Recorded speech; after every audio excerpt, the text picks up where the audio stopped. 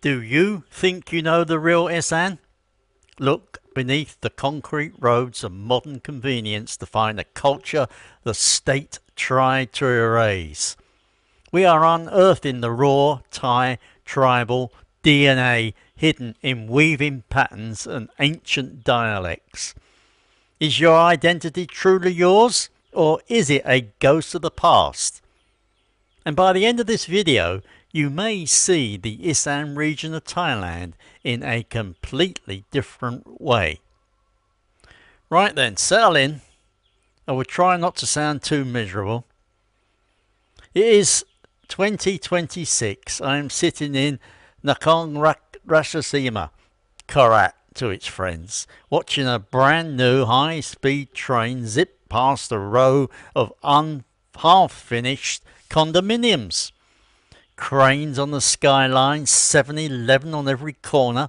The government is very proud. Thailand 4.0, they say. Smiling faces, all that. However, here is the thing no one tells you about Isaan. The concrete is a mask. A thin, cranky mask that cracks the moment you look sideways. 2 kilometers from that train track there is a village. Let us call it Phutai. Not its real name, because I am not getting anyone in trouble. The houses are still wooden.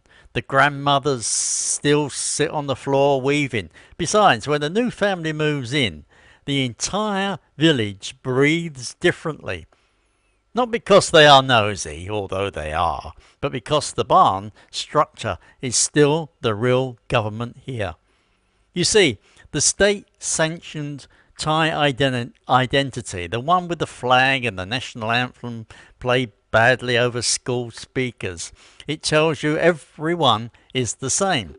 Central Thai language, Central Thai manners, Central Thai noodles for pity's sake.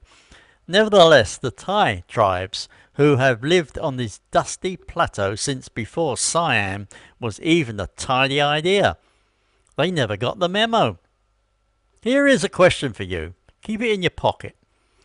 Why does a 22-year-old Korat university student with an iPhone and a Starbucks habit still refuse to cut down the old spirit tree behind her condo? I will get back to that. Now, let us go back. Not too far, just the 19th century. The Siamese state, in its wisdom, decided to move people around like furniture. Forced resettlements after wars with the Lao kingdoms. Entire villages of Lao, Phutai, Tai Dam, Tai Phuan, uprooted, marched across the Mekong, dumped onto the Korat Plateau. You live here now, grow rice, be grateful. However, here is the clever bit, and I tip my hat to their stubbornness. The Thai migrants did not just build new houses, they rebuilt their world.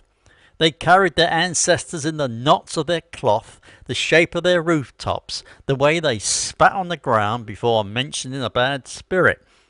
You can still map it. Drive east from Korat towards the Cambodian border. Stop at any village whose name starts with Ban, which is most of them, and ask an old farmer where his great-grandfather came from. He would not point to Bangkok, but northeast, across the river, Tin Lao, Lao country. Specific clusters, Tai Dam villages around Phetchabun province, Edge, Phutai weavers in Kalasen, Tai Phuan potters in Sihao. These are not just dots on a map. They are living archives of a pre-colonial Southeast Asia, a world where borders were rivers you could cross without papers. And the state, it tried to smooth those edges. We are all Thai, they said. However, the great-grandchildren still put sticky rice in their bamboo baskets, not in a steamer. And that, my friends, is a small act of rebellion. Now let us talk about the looms. I know, textiles. Sounds like something your aunt dragged you to at a museum. Nevertheless, stay with me. An Isaan silk scarf, a mi pattern, the little diamond shapes, is not just decoration. It is a data encryption, a hard drive made of thread. Each Thai subgroup, Lao, Phutai, Tai Dam, Tai Khao, had distinct motifs. Zigzags for rivers, little elephant shapes for family strength, broken lines for a migration route. When a grandmother weaves, she is not making a product, she is saying, I remember. In 2026, young Isaan designers are doing something naughty. They are taking those forgotten Thai motifs, the ones the state's cultural ministry called minority patterns, and putting them on hoodies, on laptop bags, on sneakers. They are reclaiming them as cool, yes, but also as middle fingers. Mass-produced Central Thai silk, the stuff you see in airport shops. It's uniform, boring, safe. However, a real Isaan loom with a Tai Dam thunderbolt pattern. That cloth has attitude, and the weavers know it. They smile when the tourists ask, "Oh, is this the same as Jim Thompson?"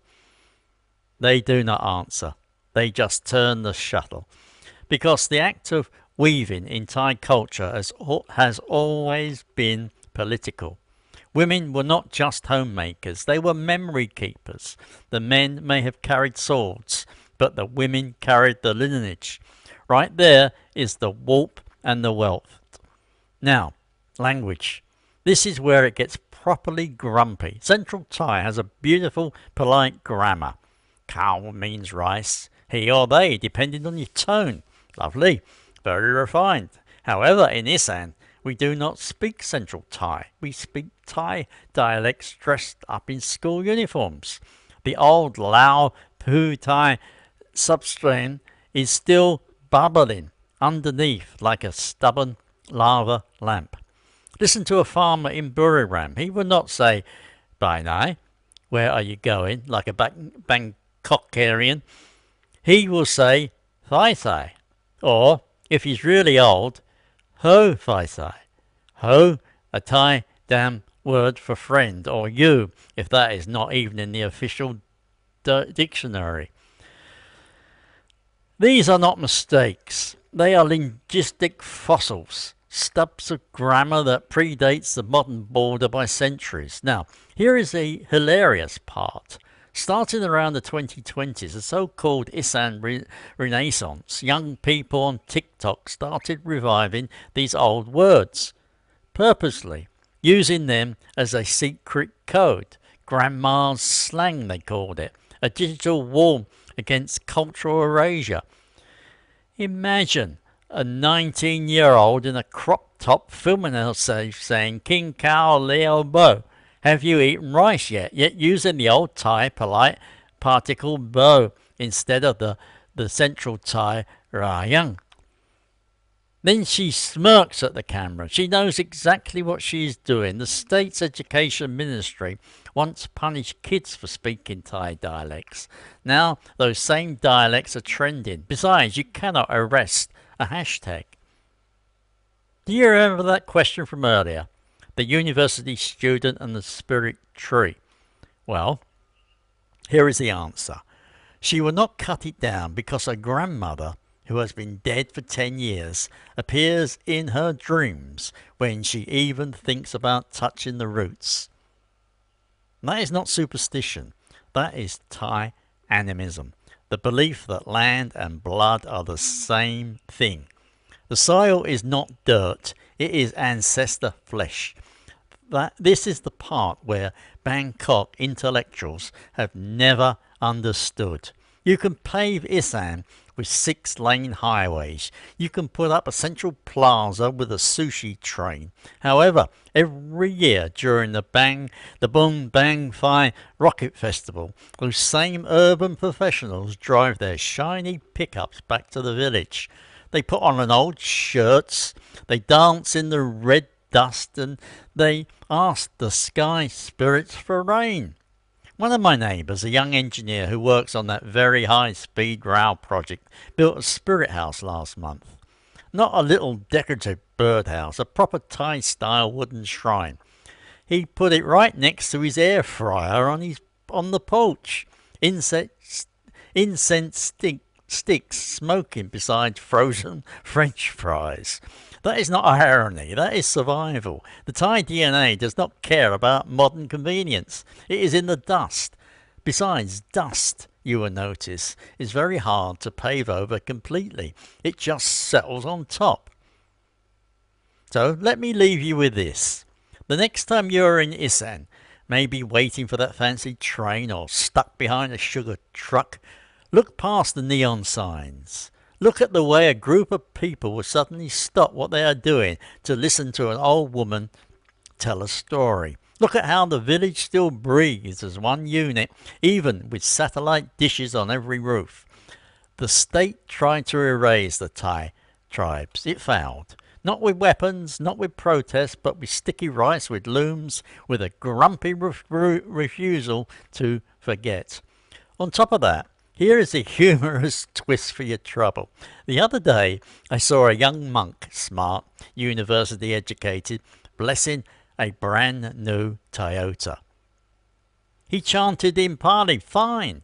Then, under his breath, he muttered a quick Tai Dam phrase for safe travel. Pai Dai, Mai Dai, Sorai. I asked him about it afterwards. He looked left, right, and then whispered, don't tell the abbot. That, my friends, is Isaan. Ancestral echoes in air-conditioned cars. The dust wins every time. If you have made it this far without calling me a grumpy old fool, thank you. However, now I want to hear from you. Comment below. What is the one thing your family does? A word, a recipe, a weird ritual that makes no sense until you realise it is a ghost from a tribe nobody talks about. I read every comment. Even the ones telling me to go back to England. I will not. The fish sauce is too good. Subscribe if you like digging under the surface. Furthermore, share this with someone who thinks Isaan is just the bit with nice sausages. Because it is not. It never was. Now, if you will excuse me, there is a spirit tree outside my kitchen window, and it has been giving me the side eye all morning. Take care. And if you are not sure, this was a story, and not based on my life or anyone else's life, but on my experiences and observations, and I will apologise for any and all of my bad pronunciations, and that goes for my Thai as well.